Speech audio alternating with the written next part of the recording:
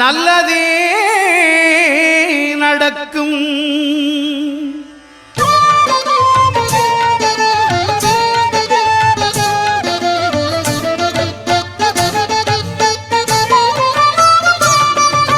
9 கோளும் ஒன்றாய் காண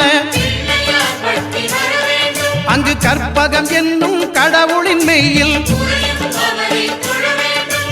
9 கோளும் ஒன்றாய் காண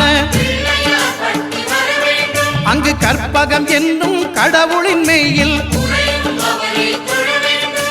சூரியன் முதலாய் 9 கிரகமும் பலவித குணங்களை கொண்டிருக்கும். எங்கள் கற்பக தருவில் அவை வரும்போது ஒன்றாய் சேர்ந்து பலனளிக்கும்.